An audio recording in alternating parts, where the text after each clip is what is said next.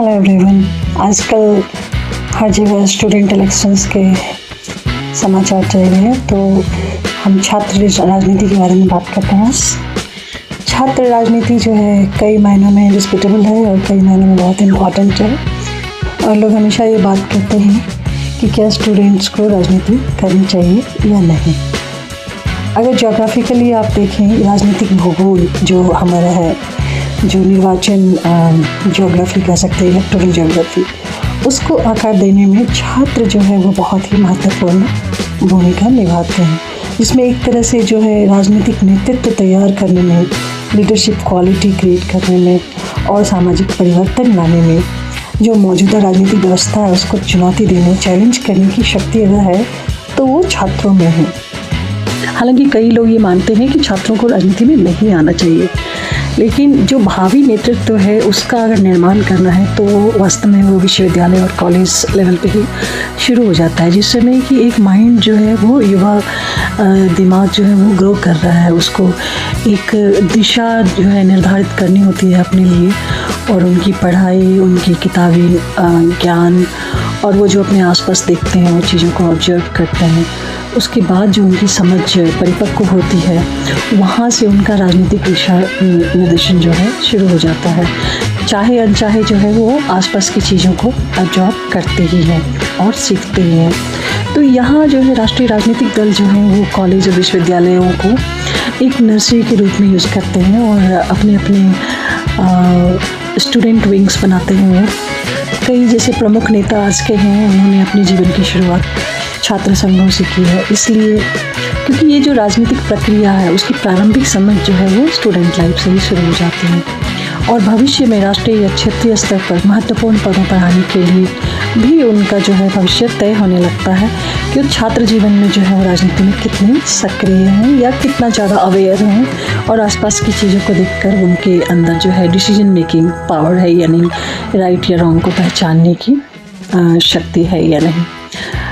अधिकतर जो है छात्र जो अपने करियर पे ध्यान देते हैं वो राजनीति से अलग रहना चाहते हैं, लेकिन फिर भी जो छात्र राजनीति होती है या चुनाव होते हैं उसमें वोटिंग करना, अपना ओपिनियन देना, ये मैटर करता है, और यहीं से उनकी व्यक्तिगत स्वतंत्रता, शिक्षा सुधार या भ्रष्टाचार के मुद्दों पर जो बदलाव आए उसके लिए जो वो ओपिनियन देते हैं, यहाँ शुरू हो जाती है उनकी राजनीतिक ग्रूमिंग। अगर भारत में हम स्वतंत्रता संग्राम के दौरान देखें या 1970 में जो दशक में बिहार में जो आंदोलन हुआ, जिसे संपूर्ण क्रांति के नाम से भी जानते हैं, इसमें भी जो राजनीतिक गतिशीलता थी ये स्टूडेंट के इन्वॉल्व होने के कारण बहुत ज़्यादा थी, और उसके बाद ही जनता पार्टी आई थी, जनता पार्टी की सरकार आई थी और नई राजनीतिक समीकरण शुरू हुए थे। मतदाताओं के निर्णय पर भी छात्रों का इन्वॉल्वमेंट जो है बहुत ज़्यादा मैटर करता है, क्योंकि ये बिल्कुल युवा पीढ़ी होती है और उनकी मुखरता और सक्रियता से समाज प्रभावित होता है। आर्थिक मुद्दों पर, ये राजनीतिक मुद्दों पर जनमत भी प्रभावित होता है। ये अक्सर नई राजनीतिक धाराओं और विमर्श को मुख्य धारा में लाता है, जिससे मतदाताओं के निर्णय लेने की प्रक्रिया और चुनाव का परिणाम प्रभावित हो सकता है। तो ज्योग्राफिकली जो है लीडरशिप को एक नया रूप देते हैं ये छात्र आंदोलन, क्योंकि विशेषकर छात्र आंदोलन जो है वो क्षेत्रीय और स्थानीय मुद्दों पर ही केंद्रित होते हैं, तो भौगोलिक क्षेत्रों में राजनीतिक जागरूकता बढ़ा देती है। ये चाहे बिजली की समस्या हो या पानी की समस्या हो या स्टूडेंट स्कॉलरशिप की समस्या हो, स्टूडेंट्स के लिए, युवा पीढ़ी के लिए हायर एजुकेशन जो है, उच्च शिक्षा कितनी ज़्यादा अप्रोचेबल है, अफोर्डेबल है, ये सब चीज़ें जो हैं वो मौजूदा वोटकर्ता जो हैं, जो वोटर हैं, उनको प्रभावित करता है, और इससे जो है नई क्षेत्रीय दलों का उदय हो जाता है, क्योंकि जो पुरानी पार्टियां हैं अक्सर जो है वो घिसे पिटी उड़ाती करते हैं और चुनावी जुगली देते हैं। तो इस तरह से अगर कुछ नया आता है, कोई नया उम्मीदवार होता है या कोई निर्दलीय है, और छात्र अगर उसकी वकालत कर रहे हैं, या छात्र जो है खुद ही बड़े होकर जो है चुनावी क्षेत्र में कूदते हैं निर्दलीय के रूप में या स्वतंत्र उम्मीदवार के रूप में, तो उससे एक मतलब नवीकरण होता है मुद्दों का, और लोगों को ये समझ में आता है कि कोई है जो हमारे स्थानीय मुद्दों पर ध्यान दे रहा है। इस तरह छात्र राजनीति जो है वो एक गतिशीलता लाती है, जो भविष्य के नेताओं को भी ढालती है, और जो पुरानी व्यवस्था है, पुरानी पार्टियां हैं, उनको भी नए कारण और नए मुद्दे जो है उन पर सोचने के लिए मजबूर करता है। तो देश के राजनीतिक भूगोल को जो है वो एक नया रूप देता है। और भारतीय स्वतंत्रता संग्राम में जो है वो छात्रों ने एक बहुत ही महत्वपूर्ण भूमिका निभाई थी। उन्होंने जन आंदोलनों में सक्रिय रूप से भाग लिया था, बहिष्कार किया था, प्रदर्शनों का नेतृत्व किया था, जान की बाजी लगा दी थी। आप जितने भी क्रांतिकारियों को देख लीजिए, बहुत ही कम उम्र के थे और उन्होंने असहयोग आंदोलन में, भारत छोड़ो आंदोलन में, स्वदेशी आंदोलन में और जो क्रांतिकारी थे जो लाइक हिंसक माध्यम का भी प्रयोग करते थे, जैसे वो पैम्पलेट्स डालना या बम विस्फोट करना या काकोरी कांड को ले जी, तो इसमें सब में जो है बहुत ही कम उम्र के युवा थे। चंद्रशेखर आज़ाद हों या भगत सिंह हो, बहुत ही कम उम्र के ये छात्र नेता ही थे जो आगे जाकर क्रांतिकारी आंदोलनों में शामिल हुए। और कॉलेजेस और स्कूल को बंद करवा कर छात्रों ने अपने विरोध का प्रदर्शन किया था, सक्रिय भागीदारी दी थी भारत छोड़ो आंदोलन में, जहाँ पे कॉलेजेस बंद हो गए थे। और अंडरग्राउंड नेताओं के साथ संपर्क स्थापित करने में भी जो है स्टूडेंट्स जो है बहुत ज़्यादा काम आ रहे थे। स्वदेशी आंदोलन के अंदर अगर देखिएगा तो ब्रिटिश सामान को इकट्ठा करके जला देना और छात्रों का क्लबों का बहिष्कार करना, इस तरह से शांतिपूर्ण प्रदर्शन भी किया उन्होंने और हड़तालों का नेतृत्व भी किया, जिससे ब्रिटिश विरोधी भावना को काफ़ी बल मिला था। और अपनी क्रांतिकारी गतिविधियों की वजह से जो जितने भी हमारे युवा नेता जाने जाते हैं जिन्होंने स्वतंत्रता के आंदोलन में खुशी खुशी अपना जीवन समर्पित कर दिया था, तो ये वही क्रांतिकारी नेता थे जिन्होंने राष्ट्रवादी भावना का प्रसार किया। पहले चरखा स्वराज और फिर शिक्षा जैसे नारे जो है ये उस समय स्टूडेंट्स ने दिए थे और स्वतंत्रता के लिए एकजुट होने के लिए पूरे देश का आह्वान किया था। 1942 का जो भारत छोड़ो आंदोलन था, जिसमें तहसील पर से यूनियन जैक का झंडा हटाकर तिरंगा फहराया था 6 छात्रों ने, इनकी अभी भी जो है मूर्तियाँ मौजूद हैं दिल्ली में। ये उनकी शहादत जो है एक बहुत बड़ा उदाहरण है स्टूडेंट्स के पार्टिसिपेशन का। एक student scientific and historic society था, 1848 में दादा भाई नौरोजी ने इसकी स्थापना की थी। वहाँ से कहिए तो छात्र आंदोलनों का एक फॉर्मल जो है वो स्वरूप निकल के आता है। या king Edward medical college Lahore में जो है वहाँ पर भी जो भारतीय छात्र थे और जो अन्य लोग थे वहाँ पे उनके साथ भेदभाव जो था उसके खिलाफ जो है छात्रों ने बहिष्कार किया था और हड़ताल की थी। अखिल भारतीय कॉलेज छात्र सम्मेलन अहमदाबाद जो था 1912 में हुआ था। इस सम्मेलन में स्वतंत्रता के लिए छात्रों ने प्रतिबद्धता की शपथ ली थी। 1919 में अगर देखिए तो भारतीय छात्रों ने विरोध के समर्थन में स्कूल और कॉलेजों का बहिष्कार किया था और 1942 का तो हम ऑलरेडी डिस्कस कर चुके हैं। 1936 में बल्कि AISF जो है वो क्रिएट हो चुका था, अखिल भारतीय छात्र संघ, जो राष्ट्रीय आंदोलन ही था कम्प्लीटली और इसने हर आंदोलन में भाग लिया जो ब्रिटिश के खिलाफ था। ब्रिटिश औपनिवेशिक राज्य द्वारा जो वरिष्ठ राजनीतिक हस्तियां जब गिरफ्तार कर ली गई तो उस समय ये छात्र ही थे जो उन्होंने महत्वपूर्ण जनशक्ति और नेतृत्व प्रदान किया और राष्ट्रवादी भावना से भरे हुए थे, ये उपनिवेशवाद के खिलाफ थे। 1947 के बाद अगर हम देखते हैं कि छात्र राजनीति की प्रकृति जो है बिल्कुल बदल गई है। अब जो है राष्ट्रीय लक्ष्य से अतिरिक्त स्थानीय मुद्दे और वैचारिक विखंडन में आ गया है। जो 1960 to 70 अगर हम देखते हैं पोस्ट नेहरू, उसमें